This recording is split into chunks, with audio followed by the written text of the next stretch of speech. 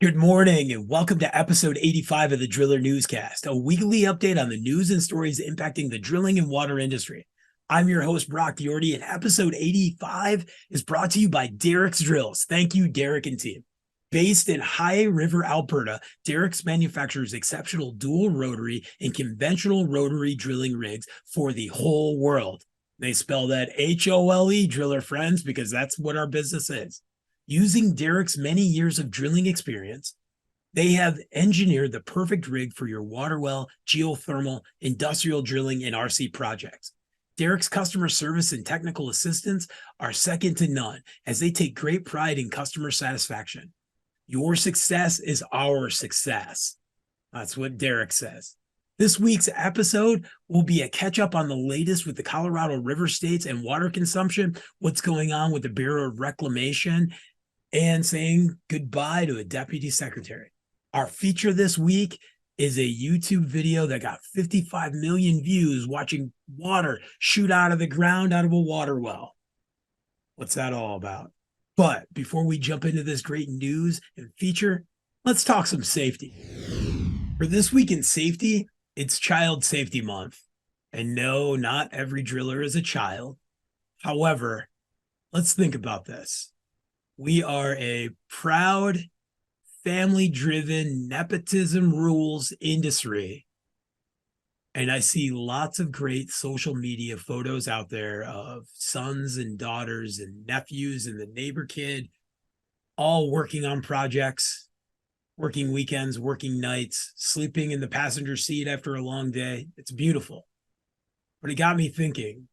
For every 1 to 2 good photos, I see 4 to 5 that just make me cringe.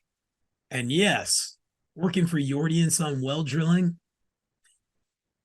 me being 18 years old, busting out of that kid phase into almost adult phase, I thought steel-toed boots and a hard hat was being safe. But statistically, it's not. And we really need to start thinking about what impacts us on a job site and how these muscle memory, tribal learned knowledge, no different than jumping up on the platform and understanding how we need to increase rotation and slow down penetration as we're getting into some sticky clay so we don't plug off a bit, how we trade those secrets and make sure they're given on to the next generations. Our safety culture, we got to do better. So let's think about this. It's Child Safety Month, and that should be talking about how we're going to make sure there's a safety gate so that my 3-year-old nephew doesn't fall down the stairs. But no, let's talk about the safety gates we ought to have on our job site. Let's start with work clothing. Sure, we have a lot of after school sons and daughters that show up on the job site, and we put them right to work. I want you to think about those hooded sweatshirts, those loose clothing, maybe not having our steel-toed boots with us, all the things we need to think about. So if we're going to have our young person on the job site, let's make sure they're fitted out properly. And yes, PPE, as we look at it, last line of defense, but it's the first thing we should put on as we get out of the service truck or whatever way we got to the job site. So if I start thinking about that, it's my clothing. We want to make sure we have the right clothing. It's not going to get entangled, not going to get us into a bad situation. Next, head protection, our greatest safety device. And I just had a shout out from Gregory Drilling going, hey, we want you to talk about hard hat safety. Talked about it on episode 2. I've written an article, but I'm updating it. I see what you guys are asking for. So we need that non-metallic hard hat. I, just like all the rest of you, grew up watching John Wayne and Hellfighters, and all I wanted was that, metal hard hat. But no, we need something that's not going to be conductive to electricity. And we need to make sure it's fitted properly. We need to make sure it's in the right direction. Here's the deal. ANSI standards for these hard hats, some of them are only designed to be fit one way. Though they look cool on backwards, we really need to be asking that question. Was this designed to be able to go either direction to protect this frontal lobe? Next, I know all our hard hats tell stories. We leave them, we show them as trophies. Let's start replacing our hard hats within the life cycle. And that means then that every 2 to 4 years, we need to be looking at that. And as they get cracked, brittle, we have that UV light exposure, they've been impacted, they got to go and we got to get a new one.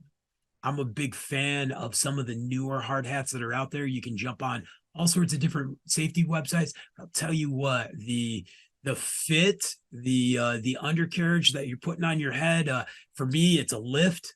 I enjoy the heck out of how that hard hat feels. It's kind of like getting to wear the fancy basketball shoes when you're playing basketball, that type of stuff when you're on the court. This is a stepping on the job site. We want what's going to protect that safety device. Next, safety glasses. I know these are really overlooked and ironically struck by injuries in our industry most often have to do with debris in our eyes. So we want to make sure that we have good safety glasses, that they don't fog up, and they got side guards if necessary. So let's make sure we got that. And if we're going to do some grinding, maybe it's safety glasses and a shield. Now let's make sure that we're protecting our eyeballs. Next, noise exposure. We're going right down the list, head, eyes, ears. Let's face it, anything over 85 decibels, we need hearing protection.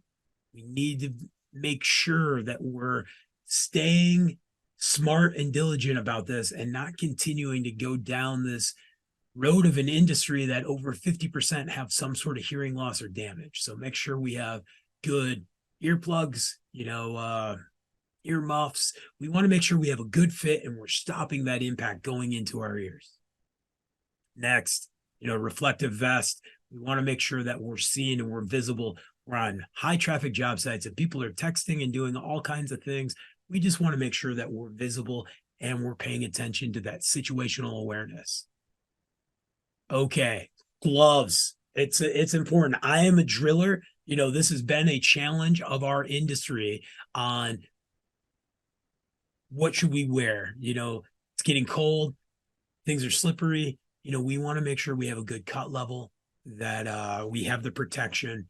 This is going to be the difference between smashing the heck out of a finger and losing a finger. We have to be thinking about the right gloves and the protection there. Beyond that, good steel-toed boots. If it's composite toe, they got to be comfortable. They got to be easy to wear. They got to be something that's waterproof as we go into winter.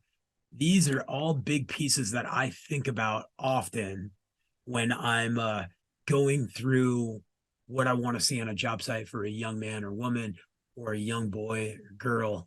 Let's get them in there. Let's get them excited, but we got to make sure they're safe.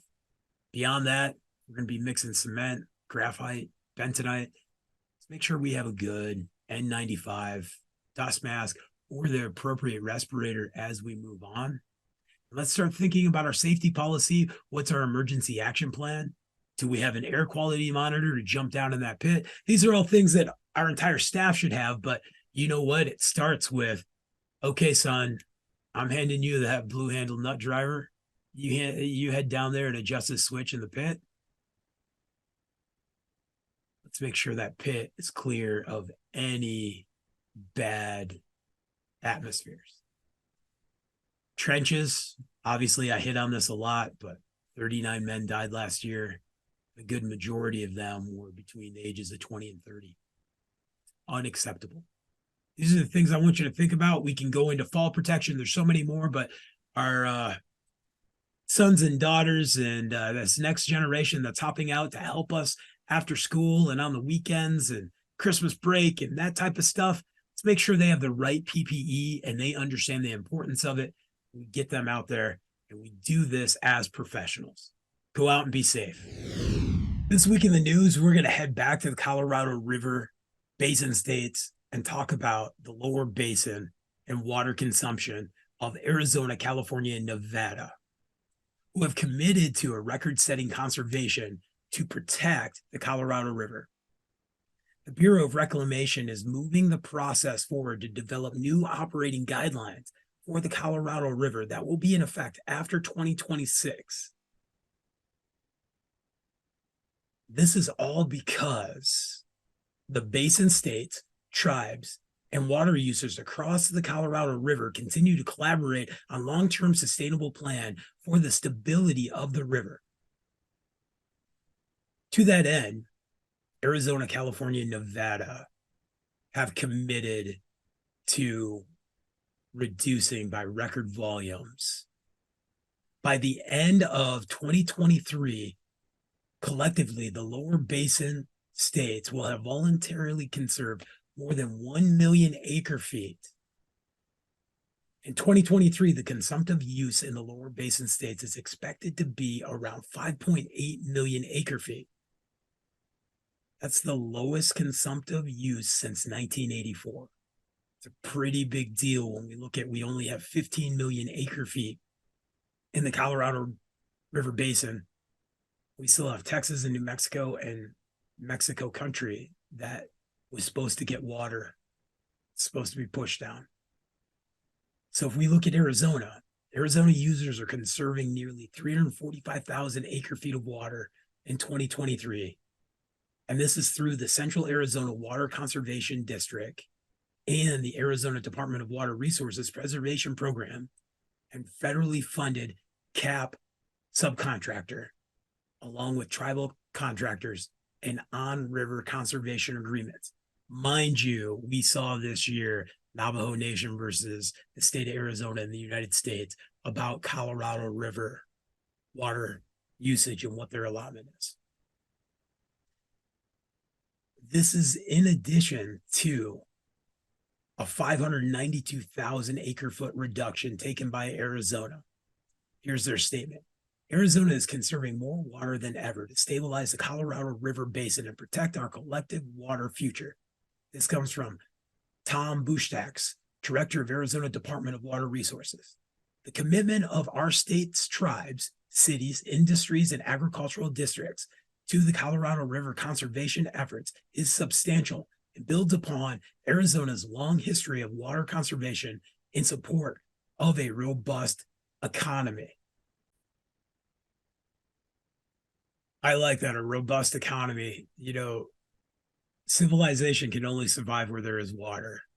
And let's face it, there's not a lot of water there. And we should really look at that population density. On to their statement. I'm confident we will continue this tradition well into the future as we do at adapting to a changing Colorado River. Now on to California. Colorado River water deliveries to California in 2023 are on track to be the lowest since 1949. And that's at 700,000 acre feet, lower than the state's 4.4 million acre feet apportionment. Mind you, we've had the discussion. They were asked to lower that, but they have the senior water rights, and they just want to stick that right in there. In urban Southern California, the Colorado River use this year is projected to be the third lowest in 60 years. It's a great word. Thanks in part to a recent broad efforts to reduce outdoor water use on grass.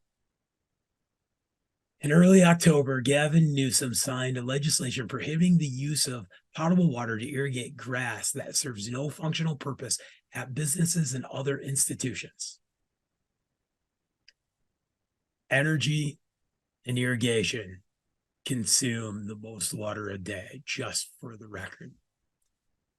Here's their statement. 20 years ago this year, California permanently reduced its Colorado River water use by 800,000 acre feet overnight, enough to serve 2.4 million households yearly.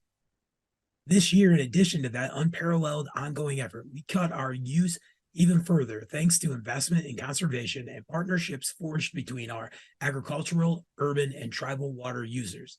This came from J.B. Hamley, California's Colorado River Commissioner and chairman of the board for the Colorado River Group of California. California is committed to leading with our water users, basin states, and basin tribes to ensure sustainability on the Colorado River now and into the future. Nice work, Arizona and California. You got a lot to learn and catch up from Nevada. On to Nevada. Nevada implemented a series of new water efficiency measures to further enhance the community's progressive and comprehensive conservation program, which has reduced Nevada's consumption of the Colorado River by 41% since 2002. That's 20 plus years of doing this. The new water efficiency measures include pool size limits, state laws requiring decorative grass replacement, prohibition on new evaporative cooling, and innovative tools to align economic development opportunities with water efficiency. Their statement: with a population of 2.3 million residents, Southern Nevada will use less than 200,000 acre feet this year, our lowest annual water use since 1993, when our population was about 900,000. This came from John Esteminger, Southern Nevada Water Authority General Manager. This is a huge deal for what we need out of our lower basin states to hit that reducing by 3 million acre feet of water. However, they go on to say in their letter, collectively, ongoing commitments may exceed the volumes in the lower basement consensus proposal offered to the federal government earlier this year as part of the supplemental environmental impact statement process, which they basically looked at and went, no, we need to get back to that 15 million acre feet. How are we going to do that?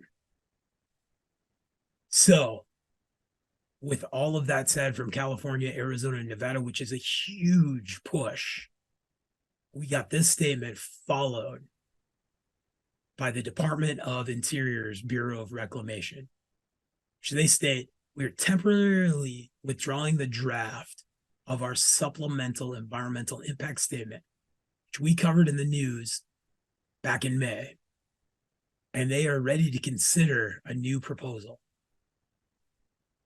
Basically, we got 45 days to have a discussion about that supplemental environmental impact statement, and that we need to have that discussion on what's happened with the atmospheric rivers, the improved hydrology, the recent hydrologic data. This is a big deal. Here's their statement. Throughout the past year, our partners in 7 basin states have demonstrated leadership and unity of purpose in helping achieve the substantial water conservation necessary to sustain the Colorado River system through 2026. This comes from Deputy Secretary Tommy Boudreau, who led negotiations on behalf of the administration. Thanks to their efforts and historic funding from the Investing in America agenda, we have staved off the immediate possibility of system reservoirs from failing to critically low elevations that would threaten water deliveries and power production. It's a big deal. We've gotten there, but I have 2 things that I need to hit on here. One, Mother Nature, extreme weather and climate change gave us a heck of a boost. And that came in those atmospheric rivers. And she came to the rescue. And we can see that because current Lake Mead levels are at 1,065 feet above sea level versus just last year at the same time, they were at 1,045 feet. That's a 20-foot difference. Full pool for Lake Mead is 1,229 feet above sea level. So we're still low, but we're much higher than what we were. Current Lake Powell is at 3,572 feet above sea level versus 3,529 last year, which is a 43-foot difference. And this all came from these big rains and the weather that we've seen go across the Western United States. If you think about it, at the end of December and January, we were talking about by September, we were going to be at a critical low. The Department of Interior stepped in. There was many things going on with that impact statement. So we think about that. That's a big change from last year to this year.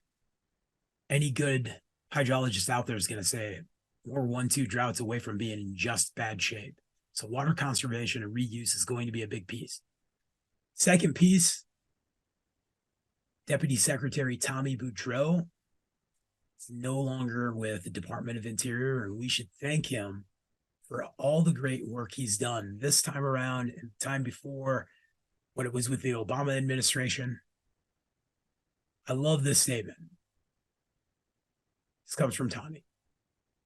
This job is the greatest honor and responsibility of my career.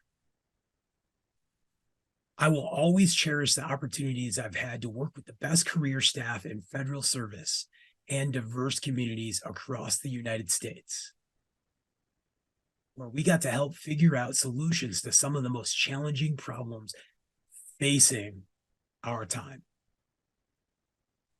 We got a lot more to look at there, but groundwater, this is a big piece to all that's happening from the Navajo Nation and the opening statement of you just need to get to that cheap, pumpable, infinite groundwater. We have a lot to see and do. It's a big subsidence report out right now that you can take a look at the Western United States and around the world, and you can see groundwater withdrawal there. There's plenty of things that we'll get into as the year comes on, but Colorado River Basin, what's happening west will move east in water conservation. For feature this week, I want you to head to YouTube. So this is going to be a short feature because I need you to go watch this 10-minute video. On YouTube, the social media phenom Mr. Beast posted a video that's at 55 million views as I put this out with 4.9 million thumbs up, where it stated Mr. Beast drills 100 wells in Africa.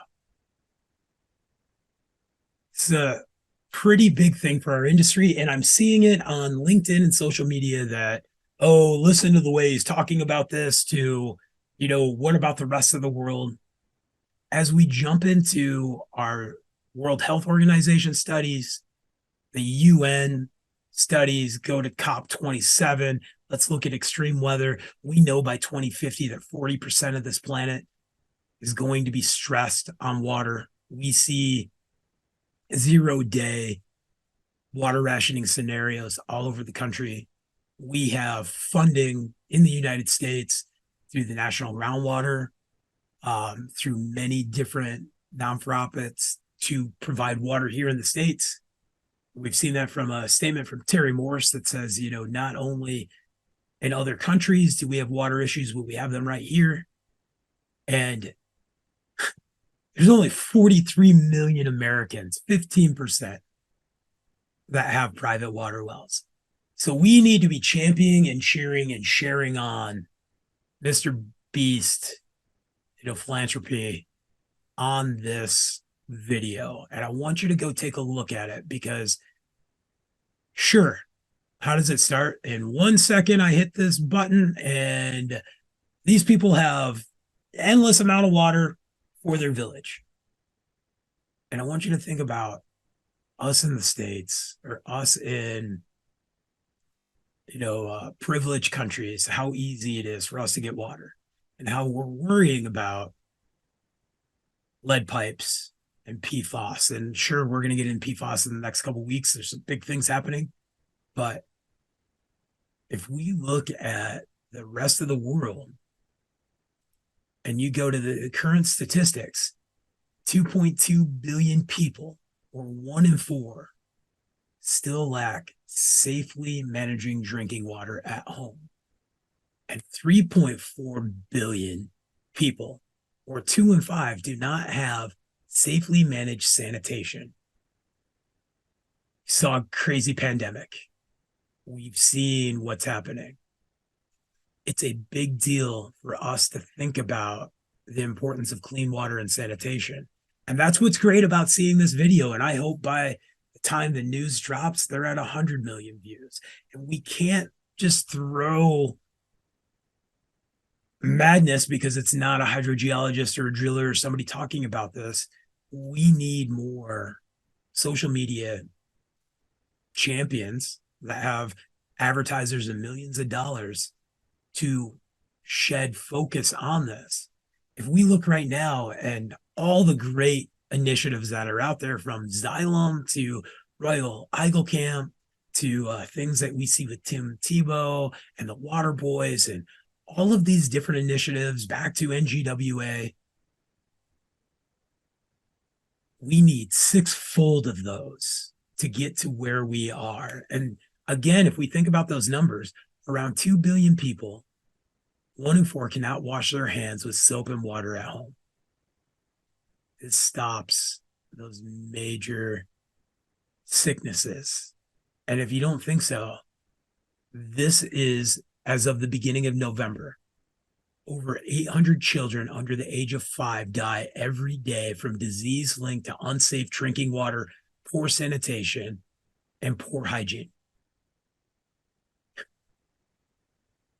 This is a hell of a deal that Mr. Beast did, and we need to be saying, nice job. Go watch this video. It goes on, in conflict, children under age 5 are over 200 times more likely to die from diarrhea linked to unsafe water, sanitation, and hygiene than from violence. Look at what's happening in Africa right now. And water is still killing more people than the conflicts that are happening. And that's why we see UNICEF and UN and the World Health Organization pushing all of these reports out on the progress towards universal access to wash. That's water, sanitation, and hygiene. Between 2015 and 2022, household access to safely managed drinking water increased from 69 to 73%, which helped safely manage sanitation increases in these developing worlds from 49% below 50% to 57%. But we need more focus. And it all comes down to allowing for clean drinking water, sustainable farms. Same thing our tribal nations are screaming for right now. And the only way we're going to get there is by shedding light like Mr. Beast did right here. Because in order for us to hit this, as I've said, we need services in a magnitude of sixfold to increase rates of progress for safely managed drinking water, and fivefold for safely managed sanitation, and threefold for basic hygiene services. So I've invited you on to the newscast, Mr. Beast. I'd love to have this discussion.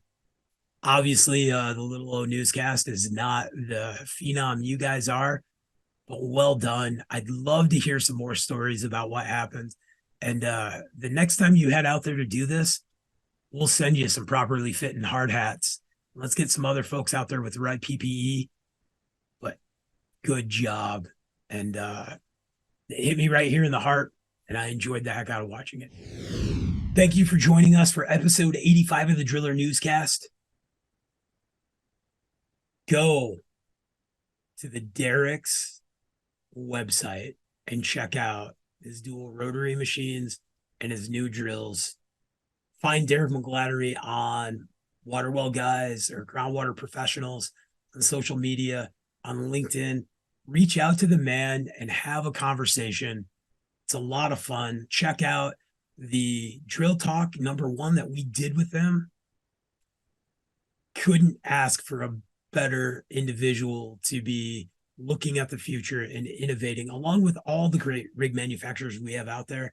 But this one sponsored the newscast for us so that we can continue to do what we're doing.